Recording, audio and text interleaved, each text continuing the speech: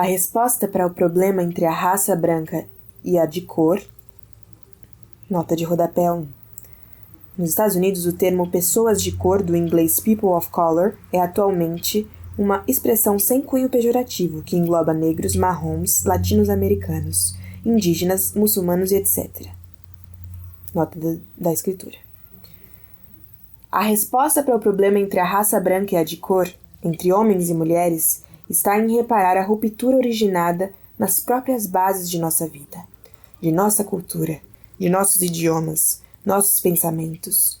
Um enorme deslocamento do pensamento dualista na consciência individual ou coletiva é o princípio de uma longa luta, mas trata-se de uma luta que poderia, segundo nossas melhores expectativas, conduzir-nos ao fim do estupro, da violência e da guerra. Glória Anzaldúa, 2012, página 80. Introdução. Vivi boa parte da vida adulta no Marrocos e, embora não more mais lá, ainda é minha casa.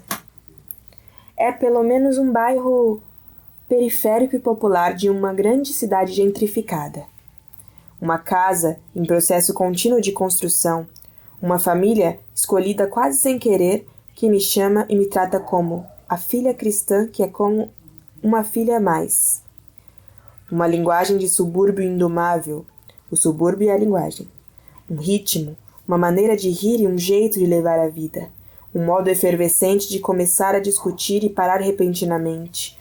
Uma maneira de entrar nas casas, de cumprimentar pessoas mais velhas, de nos sentarmos, as mulheres, no pátio para conversar, cantar ou ficar em silêncio. Minha casa são as lutas da minha mãe escolhida para defender o espaço de oração das mulheres na mesquita.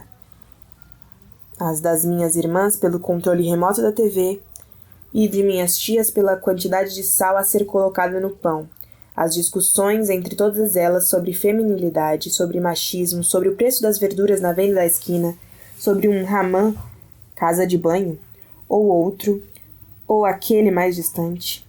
Esse, entre aspas, meu lar, é uma forma de fugirmos para as boates da moda, como se os mais velhos da casa não soubessem que havíamos saído, de retornar antes da oração do amanhecer para que todo o bairro não nos flagrasse, de passar mensagens de namoradas pelas costas, como se eu não soubesse ou como se me importasse. É uma forma de me amar, porque sim, porque estou, porque faço parte. É uma forma de me mostrar minha ignorância, de me ensinar, de me explicar tudo, de me explicar a vida, de me fazer participar de seus problemas, de seus anseios, de seu cotidiano. Em 2003, quando voltei de uma viagem, encontrei o bairro bastante agitado. Uma palavra que eu nunca tinha ouvido falar ou que não havia gravado estava no centro dos debates acalorados nos cafés, nos ônibus, na televisão. Quando cheguei em casa, perguntei àquela mãe acolhida: Mudawana? A lei do Código de Família, ela me explicou, havia sido alterada para que se tornasse quase impossível efetivar casamento entre um homem e até 4 mulheres. As mulheres ao meu redor estavam muito felizes, os homens nem tanto, apesar de que a poligamia já era mais um mito do que uma prática real, pelo menos nas classes populares. Até a superestrela da música Shaabi, tradicional, Najat Tabu, fez uma música para divulgar a reforma. Você entendeu a Mudawana, ou devo lhe explicar? Cantava. Logo depois assisti a um show dela que reuniu uma multidão e as mulheres na plateia dançavam cantando uma, enquanto os homens, inclusive os policiais que faziam a segurança do evento, brincavam e cantavam 4, 4. Este livro fala sobre monogamia e relações múltiplas, embora não pretenda fazê-lo como forma de pensamento universal, mas situado em um lugar, um tempo, um olhar e uma experiência concreta. Escrevo no sul da Europa e o faço sob a perspectiva do pensamento político. Sou uma mulher branca que se relaciona sexual e afetivamente com mulheres e vivo numa cidade grande. Em nossas genealogias, a raça, a classe e o gênero são centrais. Não podemos evitá-los, sobretudo se queremos pensar sobre a monogamia e suas fissuras. Na Suécia, até 1996, foram feitas esterilizações, muitas vezes forçadas ou sob coerção. Estima-se que 230 mil mulheres tenham sido esterilizadas, muitas delas sob uma estrutura racista, mulheres da Lapônia e ciganas, mas também mulheres brancas com histórico de alcoolismo, com diagnóstico de algum transtorno mental ou que já fossem mães de crianças sem um pai reconhecido, as chamadas mães solteiras. Gênero, raça, classe, orientação sexual, capacitismo. Este livro foi escrito com base em uma experiência e uma estrutura concreta de pensamento. Se um dia as mulheres da minha extensa família marroquina o lerem, e algumas dessas reflexões forem úteis para que pensem sobre seus contextos e experiências, que sejam bem-vindas. Se servir para agregar informação às companheiras que, a partir de outra perspectiva e espaço, estão refletindo sobre essas questões, ótimo. Este livro, no entanto, é apenas uma parte do mapa, uma peça do quebra-cabeça, não é o quebra-cabeça em si. Nele tentei analisar como o que chamamos de monogamia na Europa é um sistema de controle de afetos, marcado pelo neoliberalismo, que gera um modo de pensar constitutivo e necessário para a construção nacional europeia e para seu projeto colonial. E eu o escrevi com base em um pensamento militante que se insere como ferramenta de mudança num mundo injusto e atroz. Se tenho interesse em algum resultado, que seja o de vislumbrar como desativar esse sistema, essa maneira de nos relacionarmos com o nosso entorno, com o mundo, para além da decisão de construir núcleos afetivos com 2, 5 ou uma pessoa.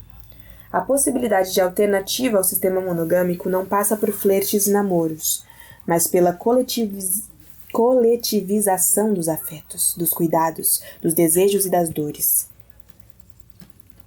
Para resistir à violência individualista, temos de tecer redes rizomáticas. Para isso, no entanto, é preciso desmascarar o sistema que nos confronta e nos converte em sujeitos ativos em uma competição sangrenta. Ativismo afetivo. Apesar de estar há 20 anos tendo relacionamentos que tentam não ser exclusivos, o ativismo e a visibilidade nem sempre foram uma opção para mim. Durante muito tempo, as formas de me relacionar eram um assunto privado, circunscrito ao meu entorno mais próximo e um pouco mais. O neoliberalismo, essa doutrina capitalista que aplica a liberdade em benefício do setor privado, cada um por si que vença o mais forte, e o feminismo me tiraram do armário a pontapés. Por um lado, as relações não monogâmicas, sob o rótulo de poliamor, foram ganhando importância nos meios de comunicação. Essa gente curiosa, que transava muito e não sentia ciúmes, se tornou um assunto quente a cada verão. A desculpa perfeita para preencher páginas e páginas coloridas com frases vazias para distrair da ansiedade da estação. Éramos excitantes, engraçados e tão inofensivos que qualquer meio de comunicação se atrevia a falar sobre a gente. Nesse turbilhão midiático, o discurso neoliberal por um lado e o acadêmico por outro iam ganhando posições. O discurso neoliberal propõe relacionamentos não monogâmicos como quem vende bugigangas eletrônicas. Muito brilho, muitas facilidades, muita superficialidade, pagamentos parcelados, seguro contra imprevistos, glamour, capital social, capital sexual, diversão garantida e um pouco mais. Felicidade de supermercado. Muita liberdade e pouco cuidado. Muitas possibilidades e poucas dores. Muita heteronormatividade. Muitos homens ditando regras e muitas mulheres acatando-as. Muitas namoradas de, esposas de, amantes de. Muito mais do mesmo, disfarçado de outra coisa. Muita modernidade rançosa, muito aventureirismo de viagem organizada e muitas crises nos 30, dos 40, dos 50. A outra forma neoliberal que é o consumismo afetivo em ambientes libertários, que, claro, me atinge diretamente de forma profunda. Eu quase diria que existe um modo de depredação afetiva. Tendo a liberdade individual como álibi, os cuidados, a empatia, a paciência, a construção em comum são conceitos preciosos para facilitar dinâmicas de grupo, mas com muita frequência as palavras ficam somente ali, nas atas de assembleia. Talvez porque mudar as condições exige um esforço que nem sempre estamos dispostos a fazer.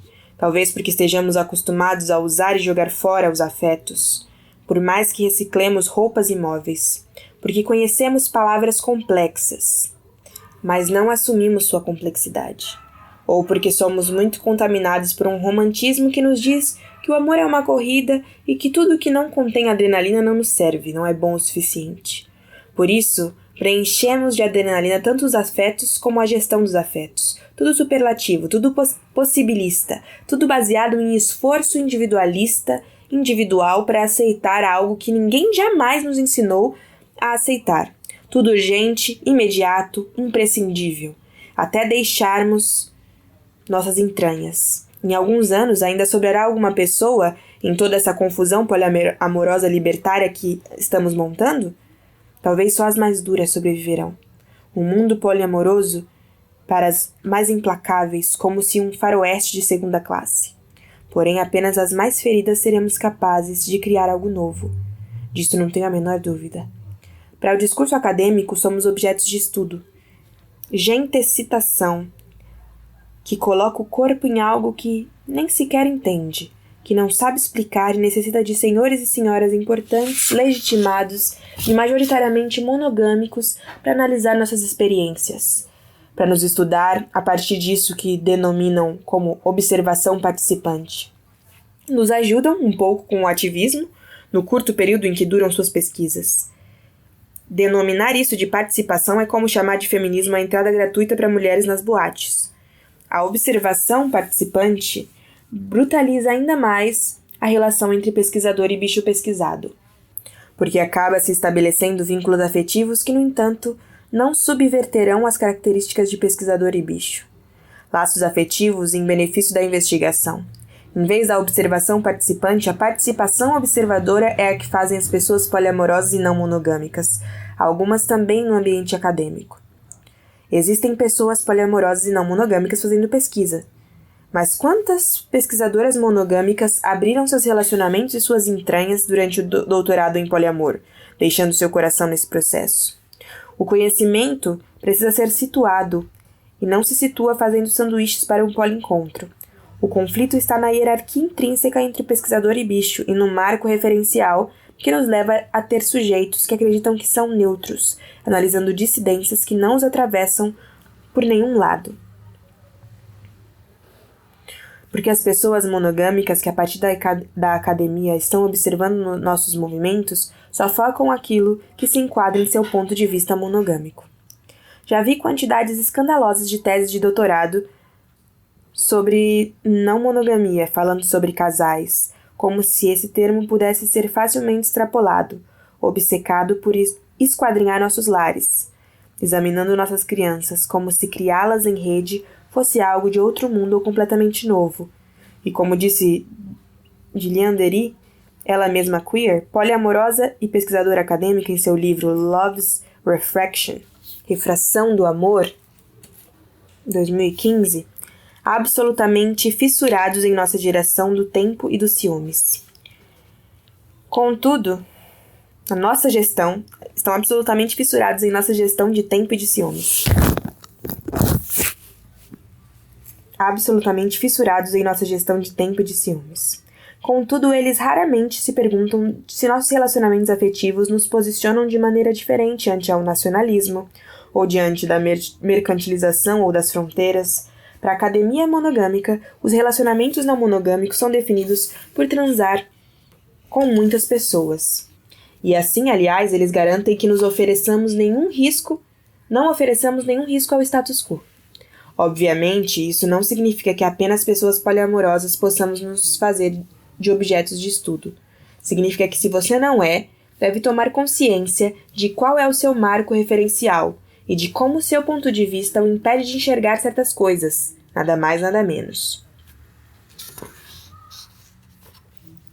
O neoliberalismo e o parasitismo foram então as duas primeiras molas que me estimularam a me tornar visível como ativista e produzir pensamento, estrutura, linguagem, a partir do risco da minha experiência, a partir das minhas lágrimas e alegrias, e começar a construir redes de conhecimento e aprendizado com outras pessoas que também vivem e pensam, amantes e ativistas com uma perspectiva política e bichos poliamorosos que trabalham na e não para a academia, que correm o risco de colocar seus corpos em jogo, que se conhecem e se amam atravessadas pela realidade. O terceiro ingrediente foi um feminismo que me explicou que o pessoal é político, que o que está acontecendo comigo não começa nem terminava em mim. E que uma revolução que deixe de fora os afetos será uma revolução parcial, intermitente. Nestes anos de visibilidade, fui alvo de assédio e violência por parte de grupos poliamorosos de pensamento único, precisamente por apontar as violências associadas ao amor, por associar ao poliamor os privilégios de gênero, classe, raça, capacitismo e todos os outros eixos da diferença, por dizer que a multiplicação por si só não muda nada substancial, por questionar a fantasia do não monogâmico pseudo-desconstruído repleto de boas intenções. Mas também encontrei múltiplos grupos e experiências não monogâmicas radicais, transformadoras, inclusivas e generosas, um monte de gente que boicota a monogamia de maneira profunda e radical com base em uma infinidade de estruturas relacionais, em dupla, em rede, em comunidade ou em várias anarquias de amor, muitas pessoas que já pensam e vivem em mundos que eu dificilmente teria conseguido imaginar sozinha, e os quais estou muito longe de conseguir alcançar. A elas dedico este livro, com a gratidão por terem compartilhado conosco, seu tempo, suas experiências, suas reflexões, seus conhecimentos, suas emoções, suas dúvidas e seu desejo de transformação. Imaginar-nos radicalmente. Este livro vem, então, defender posições radicais, as quais requerem mente, corpo e vida. Como se pode ver, não foi escrito para fazer amizades. Para isso tem os bares e as festas. Foi escrito a partir da necessidade de oxigênio, de um respiro que não admite meios termos. Só entendo a escrita como espaço de afirmação radical, como um salto no vazio, como um abismo, como uma exposição, como um risco ao erro, à incompreensão, à vulnerabilidade. A mim pareceria obsceno desperdiçar tantas horas suas e minhas, tantos recursos, tanta emoção para criar textinhos complacentes que propõem mundos pequenos. Se vamos nos lançar à aventura deste livro, que seja para o dilaceramento. Eu me proponho a colocar ideias sobre a mesa para que elas circulem, para que possam ser modificadas, trabalhadas ou descartadas. Não é um texto que se propõe a ajudar o sistema a seguir reformas, sugerir reformas e retoques que o desestimulem. Não é um texto que se propõe a ajudar o sistema a sugerir reformas e retoques que o dissimulem e o façam parecer mais amável. Os pactos são feitos entre pessoas, entre circunstâncias, entre vivências concretas para fazer com que essas ideias possam ser experimentadas. As ideias não se pactuam, não se alimentam, se enriquecem, se contradizem, se apaixonam, se contaminam. Pode-se chegar a um acordo sobre como colocar as ideias na prática, como combiná-las, como cruzá-las, como torná-las possíveis. As ideias, porém, não podem nascer pactuadas. Aqui agora, vamos sonhar intensamente. Vamos ver até que ponto somos capazes de nos imaginar radicalmente. Feminino honorífico, masculino excepcional. Este livro está escrito no feminino. Mais especificamente, uso o feminino genérico e o masculino intencional. O masculino como excepcionalidade ao menos uma vez. Escrevo dessa maneira porque, ao mesmo tempo, reivindico que a perspectiva masculina seja vista como tal, ainda mais em uma temática como a sexo-afetiva, tão extraordinariamente mediada por questões de gênero. Não quero com isso reduzir o gênero ao binário, nem feminizar ninguém que não o seja. Esta, porém, é a enunciação que me fez sentir mais cômoda para avançar neste livro. Por fim, também escrevo no feminino por uma questão política. Como dizia Heidegger, nós não falamos a linguagem, é ela que nos fala. O debate sobre o masculino como gênero neutro pertence a um mundo moribundo sem futuro possível. Um mundo que morre matando, mas que morre. Se é masculino, não é neutro, é masculino. O fato de ser usado como genérico há séculos não é por um acordo linguístico, mas pela simples razão de que o mundo sobre o qual as histórias eram contadas era masculino, literalmente. Porém, se esse mundo não existe mais, não podemos continuar a narrá-lo como se existisse. Diante do puritanismo linguístico, eu pessoalmente tenho pouquíssimos problemas em forçar minha língua. Muito pelo contrário. A linguagem é um instrumento e, como tal, deve comprimir-se, expandir-se, transformar-se, reinventar-se a cada linha. A linguagem não se empobrece com transformação, ela se empobrece com enrijecimento. A linguagem, a despeito do que defendem as academias de letras, pertence a nós que a utilizamos, que a vivemos, que nos autodefinimos por meio dela. Atrever-nos a usar uma linguagem que nos representa sem necessidade de ter a permissão da academia é uma forma de subversão. Escrever este livro no feminino não acabará com as desigualdades do gênero, nem com o binarismo, mas põe o foco na questão e confirma que o problema não está resolvido. Além disso, o feminino deste livro não é genérico, é honorífico.